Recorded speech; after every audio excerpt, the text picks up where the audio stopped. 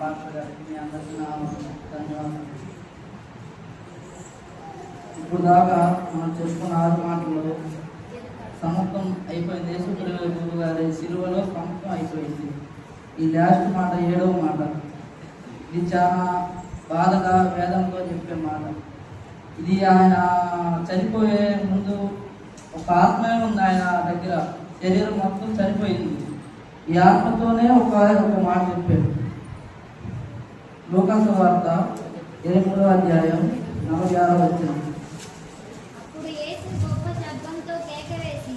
అప్పుడు యేసు గొప్ప శబ్దంతో, ఇంకా చనిపోయే స్టేజ్లో చనిపోయాడు, ఆ ఒక్క మాట పెద్ద కేక వేసాడు, తండ్రి నీ చేతికి నా ఆత్మ అప్పగించుకుంటున్నాను. ఇంకా ఈ టైంలో చెప్పేసాడు ఈ మాట, నేను నా ఆత్మ నీ చేతికి అప్పచెప్తున్నాను. ప్రార్థన చేసుకున్నాను. ప్రభువా తండ్రి యేసయ్యా, ఇప్పుడు దాకా చెప్పుకున్న 6 మాటలని మీరు ధ్యానం చేస్తున్నారు. ఈ చివరి మాట 7వ మాట చెప్పుకున్నాను దేవా. నీ ఆత్మ నాతో తోడుగా ఉండి, నా మీద నీ ఆత్మ ఉండి, నీ ఆత్మ ద్వారానే చెప్పించు ప్రభువా. ఆమేన్.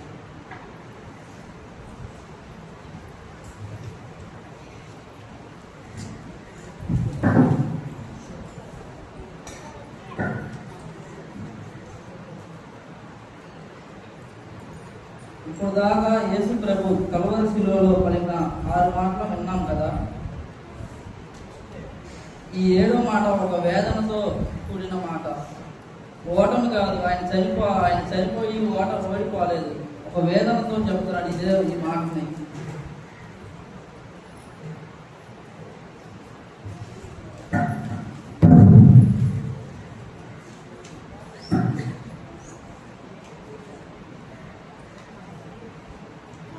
ఈయంతో కూడిన సంపూర్ణమైన విశ్వాసంతో తండ్రితో వేదంతో చెప్తున్నాడు. ఒక విశ్వాసంతో చెబుతున్నాడే కానీ ఓటమితో కాదు ఈ మాట చెప్తుంది యేసు ప్రభు. మనం చదువుకున్నది లూకా సువార్త 23వ అధ్యాయం 44వ వచనం. తండ్రి నీ చేతికి నా ఆత్మను అప్పగించుతున్నాను.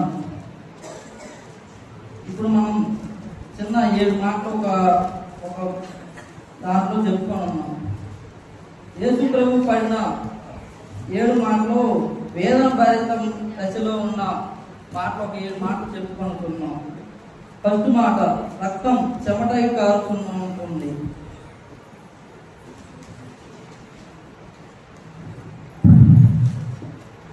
రక్తం చెమటై కారడం అంటే మన లేఖనంలో ఉన్నది, మన బైబిల్లో ఉన్నది. లూకా సువార్త 22వ అధ్యాయం 44వ వచనం. ఆయన వేదన పడి మరింత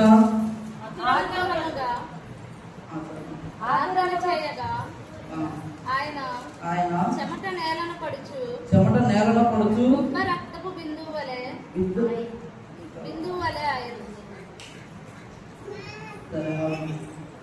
యేసుక్రీస్తు వారు చెమట రక్తం కారణం అంటే మన శరీరంలో ఎక్కువ బాధపడుతున్నప్పుడు మామూలుగా అయితే చెమటలాగే కారుతూ ఉంటుంది. కానీ యేసుక్రీస్తు వారికి చెమట రక్తంలా కారుతూ ఉంది. ఆయన ఎక్కువ సిలువలో టెస్ట్గా గురవుతూ ఉంటున్నాడు. ఆయన టెన్షన్ పడుతూ ఉంటున్నప్పుడే కానీ ఆ చెమట రక్తంగా కాలేదు, లేకుంటే ఎవరికి కూడా చెమట రక్తంగా కారదు. చాలా మందికి చెమట రంధ్రాల్లో ఆ టెస్ట్కి గురైనప్పుడే కానీ అవి పగిలిపోతూ ఉంటాయి. ఆ గ్రంథాలన్నీ చెమట గ్రంథాలన్నీ పగిలిపోతూ ఉంటాయి. చెమట రక్తంలో బయటకు వస్తున్నప్పుడు అప్పుడు ఆ యేసు ప్రభు చెబుతున్న మాట ఇది, రక్తం చెమటలా కారుతుంది అని చెప్పాడు. రెండో మాట విచారణ. మార్కు సువార్త 14వ అధ్యాయం 45వ వచనం.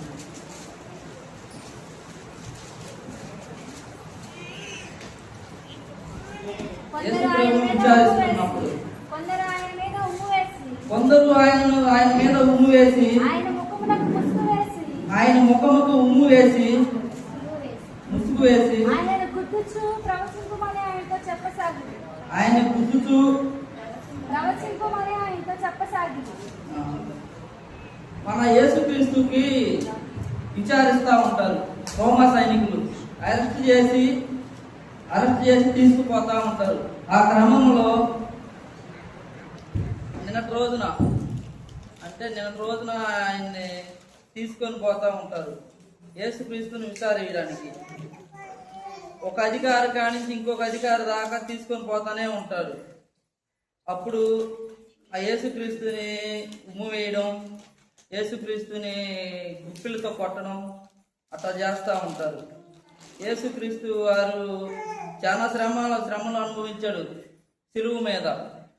ఆయన శ్రమలు ఎట్లాంటివి అంటే శారీరకంగా శ్రమ పడ్డాడు, మానసికంగా శ్రమ పడ్డాడు. ఇన్ని శ్రమలు పడి కూడా మన కోసం, మన పాపాల కోసం ఆయన శిలువ వేస్తూ ఉన్నాడు. కానీ ఎప్పుడు నోరు తెరవలేదు ఆయన, నేను పడను అని. 3వ మాట, కొరడా దెబ్బలతో యేసుప్రభుని కొట్టారు. యెషయా గ్రంథం 53వ అధ్యాయం 4-5 చదువుకున్నాం. నిశ్చయముగా అతడు మన రోగములను భరించెను, మన వ్యసనములను వహించెను. అయినను మొత్తబడిన వానిగాను, దేవుని వలన బాధింపబడిన వానిగాను, శ్రమ నొందిన వానిగాను మనం అతన్ని ఎంచితిమి. మన అతిక్రమమును బట్టి అతడు గాయపరచబడెను, మన దోషమును బట్టి నలుగొట్టబడెను. మన సమానార్థమైన శిక్ష అతని మీద పడెను, మనం పొందిన దెబ్బల చేత మనకు స్వస్థత కలుగుచున్నది. రోమియోలు సిలువ వేసేటప్పుడు యేసుక్రీస్తు పడిన బాధ ఎట్లాంటిదంటే కొరడాలతో కొట్టారు. ఆ కొరడా ఎట్లా ఉండిద్దంటే మన చేప గాలం వేస్తలా ఆ గాలంలాగా ఉండిద్ది ఆ కొరడా దెబ్బ. కొరడాలు చివరన ఉండేది. ఆ మధ్యలో ఒక భాగం ఉండేది. మళ్ళీ ఆ మధ్యలో భాగంలో ఒక సన్నటి ఎముకలు పెట్టి ఉంటారు ఆ కొరడాకి. 3వది పెడతారు దాంట్లో. మళ్ళీ 3వది మెటీరియల్ అని ఉంటుంది ఒకటి. ఆ మెటీరియల్ లాంటిది, ఉక్కులు లాంటివి పెట్టి యేసు ప్రభుని కొడుతుంటే ఆ దెబ్బలో అంత ఘోరమైన దెబ్బలు అవి పడేటప్పుడు యేసు ప్రభు ఎప్పుడు కూడా నోరు తెరవలేదు. ఆ కొరడాతో కొట్టేటప్పుడు శరీరంపై ఎముకల దగ్గర నుండి చర్మం ముద్దలాగా వస్తూ ఉండిద్ది. ఒక ముద్ద, మాంసం ముద్దలో ఆంతులు వచ్చేస్తూ ఉంటాయి. ఆ ముద్ద వచ్చే క్రమంలో చర్మం ముద్దగా చీల్చుకు వస్తుంది. ఒక దెబ్బ వేస్తే ఆ కొరడాకి ఎంత నొప్పి కొడతా ఉంటుందంటే యేసు ప్రభు 39 కొరడా దెబ్బలు భరించాడు. వాటిలో ఒక దెబ్బ వేస్తేనే మన ఈనాటికి ఈ కాలం వాళ్ళకైతే 150 కుట్లు పడతాయి. అట్లాంటిది 39 కొరడా దెబ్బలు వేస్తే ఈ రోజుల్లో దానికి మల్లిపులు చేస్తే ఎన్నో చూద్దాం. ఆ దెబ్బల చేత మనం చేసే పాపాలన్నీ ఆ దెబ్బల చేత స్వస్థత పొంది, లేకుంటే మనకు స్వస్థత పొందలేము. ఆయన పడిన దెబ్బలకే మనందరికీ స్వస్థత కలిగి ఉన్నాం. 4వ మాట, ముళ్ళ కిరీటం. యోహాను సువార్త 19వ అధ్యాయం 2వ వచనం.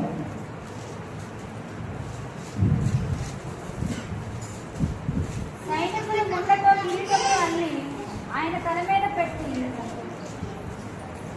ఊదారంగు వస్త్రము ఆయనకు తొడిగించి ఆయన వద్దకు వచ్చి యూదుల రాజా శుభమని చెప్పి ఆయనను అరచేతులతో కొట్టేది.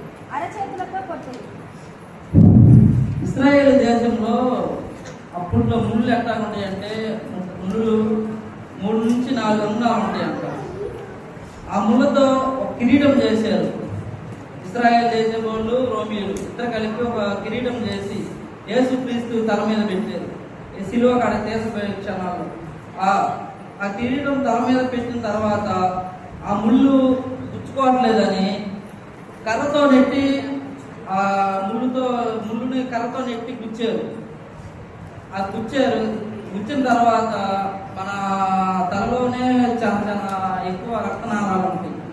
ఆ నాళాలకు తగిలినప్పుడు యేసుక్రీస్తు వారు ఆ శ్రమలు ఎంత అనుభవించారో మనం గుర్తు చేసుకున్నాం. ఆ సైనికులు చేసిన ఆ పనులకి యేసుక్రీస్తు శ్రమను అనుభవించారు. 5వ మాట సిలువతో ప్రయాణం. యోహాను సువార్త 19వ అధ్యాయం 17-18. వారు యేసుని తీసుకొని పోయిరి. ఆయన తన సిలువను మోసుకొని కపాల స్థలమైన చోటుకి వెళ్ళారు. హెబ్రీ భాషలో దానికి గొల్గొతా అని పేరు. అక్కడ ఈ వైపున ఒకరిని, ఆ వైపున ఒకరిని, మధ్యన యేసును ఉంచి ఆయనతో కూడా ఇద్దరిని సిలువ వేసి ఒంటి మీద దెబ్బలతో యేసు ప్రభు సిలువపై ప్రయాణం చేస్తున్నాడు. ఆ ఒంటి మీద దెబ్బలతో, తల మీద ఒక కిరీటంతో ఆయన సిలువ కాడికి తీసుకుపోయినాక ఉదాహరణ రంగు వస్త్రం అంటే గోణి సంచి లాంటిది, ఆ గోణి సంచి దెబ్బల మీద పెట్టినాక ఆ ఉదాహరణ రంగు వస్త్రాన్ని పెడితే ఆ గరుగు తగులుతూ ఉంటుంది ఆ యేసు ప్రభువుకి. ఆ గరుగు తగిలినప్పుడల్లా ఎంత మంట, ఎంత వేదన అనుభవించుంటారో. మనం చిన్న ఏదైనా కోసుకుంటేనే మనకి ఏదైనా గరుగు తగిలితే ఎంత అనుభవిస్తామో, యేసు ప్రభు వారికి 39 కొరడా దెబ్బలు వేసిన తర్వాత కూడా ఆయన పడుతున్న వేదనతో ఆ గరుగు సంచి తగిలిస్తారు. మళ్ళీ ఆ శిలువ కాడికి తీసుకుపోయిన తర్వాత రోమిల కాలంలో ఆ శిలువ కాడికి తీసుకుపోయిన తర్వాత రోమిల కాలంలో ఆ శిలువ ఎంత బరువు ఉండిద్ది మనకి బహుశా 60 గాడి 80 దాకా ఉండిద్దని నేను అన్నా. ఆ శిలువ ఆయన మీద వేసారు. ఆ శిలువ వస్త్రాన్ని తొడిగి ఆ శిలువ ఆయన మీద పెట్టారు. పెట్టి ఆ వీధులు మొత్తం తిప్పుతా ఉన్నారు. వీధులు మొత్తం తిప్పుతా ఉండి కపాల స్థలం వరకు చోటికి మోసుకొని తీసుకొని వెళ్ళారు యేసు ప్రభు. కపాల స్థలం అంటే గొడుగు ఏదో ఉంది, గ్రీక్ భాషలో గొడుగు అని ఉంటుంది, నా హెబ్రీ భాష. 6వది క్రీస్తుపై శ్రమ, శిలువపై శ్రమ. చూడండి ఇది ఎంత శ్రమ. మనకి ఒక ముళ్ళు గుచ్చుకుంటేనే ఎంత బాధపడతామో తెలుసా. కానీ ప్రభు 6 అంగుళాల శీలతో అరిచేతులు కొడతా ఉంటే ఆ శిలువ మీద అరిచేతులకి అరికాళ్ళకి కొడతా ఉంది. అవి దిగబడట్లేదని స్విచ్లో కొట్టారు. అవి దిగబడట్లేదని స్విచ్లో కొట్టినా కానీ ఆ కొట్టి వెనక మళ్ళీ ఉంచారు. అట్లాంటి శ్రమలు అనుభవించారు యేసుక్రీస్తు శిలువ పైన. అట్లాంటి శ్రమలు అనుభవించిన తర్వాత మళ్ళీ ఆ శిలువ నిలబెట్టినప్పుడు ఆ బాడీ అంతా ఏటి మీద ఉండిద్ది. మనకి నిలబెడితే అరిచేతి మీద ఆ శీల మీదే ఉండిద్ది మన బాడీ మొత్తం. అప్పుడు యేసు ప్రభు బాడీ మీద ఉన్నప్పుడు ఇంకా ఊపిరి పీల్చుకోలేకపోతా ఉంటాడు. అందుకే ఎక్కువ శిలువ మీద వేసేది చాలా మందిని. అప్పట్లో శిలువ మీద వేసి చంపుతారు, ఊపిరి పీల్చుకోలేకుండా ఉంటారని.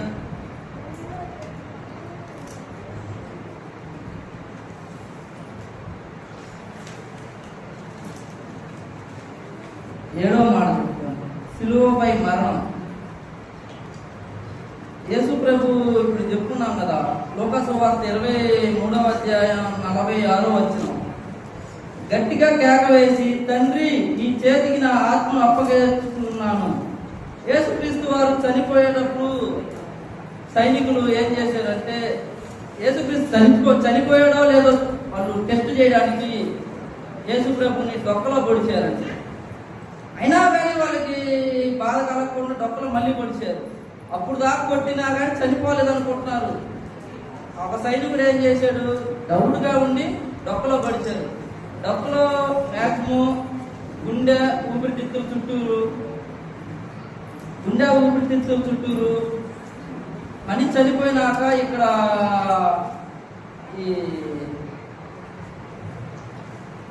పేరుకుపోతాయంట, మొత్తం రక్తం ఆగిపోయి ఇక్కడ నీరు కట్టుకుని ఉండిందంట. అప్పుడు ఆ సైనికుడు పొడుచుడికి ఆ రక్తం ఆగిపోయి వాటర్ వచ్చేసింది సైనికుడి మీద.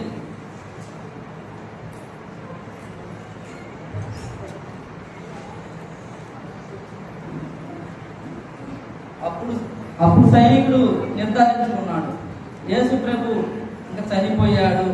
సైనికుడు కూడా మోకాలు వేసి ప్రార్థించుకున్నాడు. అప్పుడు యేసు ప్రభును పొడిచిన తర్వాత, చనిపోయిన తర్వాత ఈ సైనికుడికి అర్థమైంది ఈయన స్వస్థత పరిచేవారు అని. 7 మాటలు చెప్పుకున్నాం. తర్వాత ఇప్పుడు మన భాగం, గట్టిగా కేక వేసి, తండ్రి నీ చేతికి నా ఆత్మ అప్పగించుకున్నాను.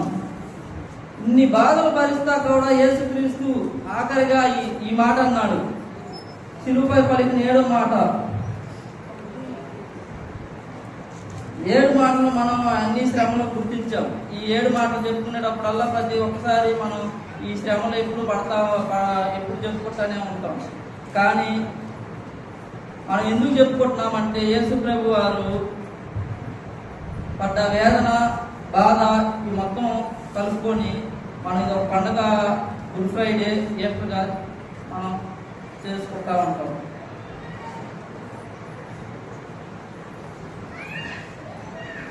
ఇన్ని బాధలు ఉన్నా కానీ యేసు ప్రభు తన ఆత్మను తండ్రి చేతే అప్పచెప్తున్నాడు.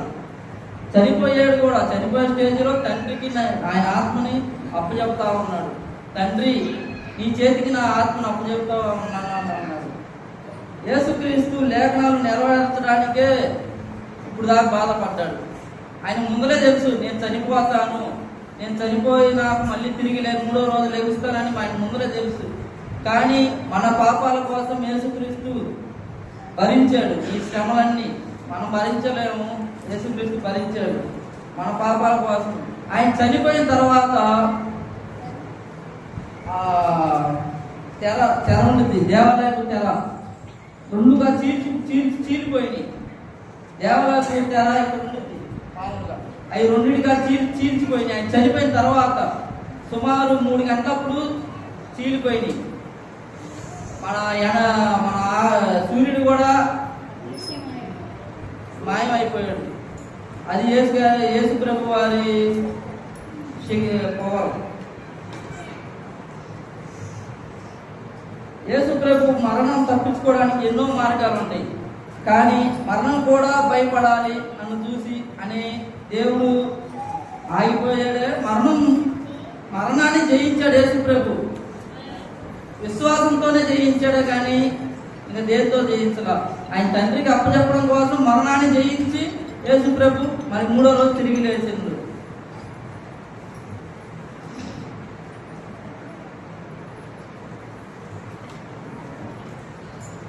చివరిగా మనం చివరి మాటలు చెప్పుకుందాం. దేవుని చేతిలో మన జీవితం సురక్షితంగా ఉంటుంది.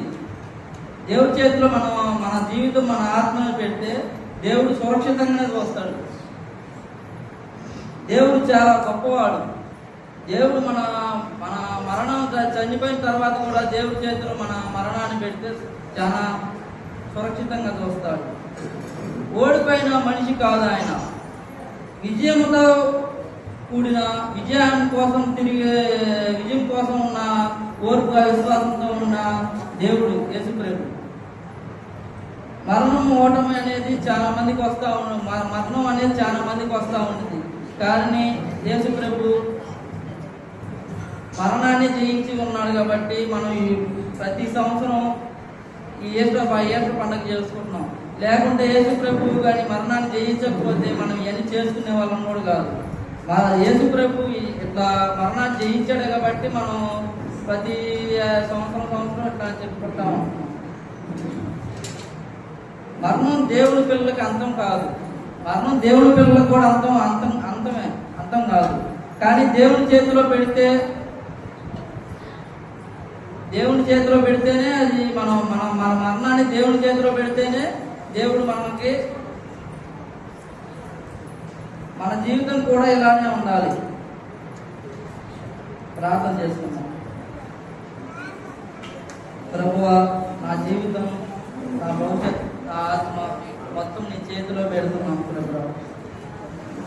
ప్రభువా, నన్ను నీ ఆత్మలో నన్ను బలపరచు దేవుడా.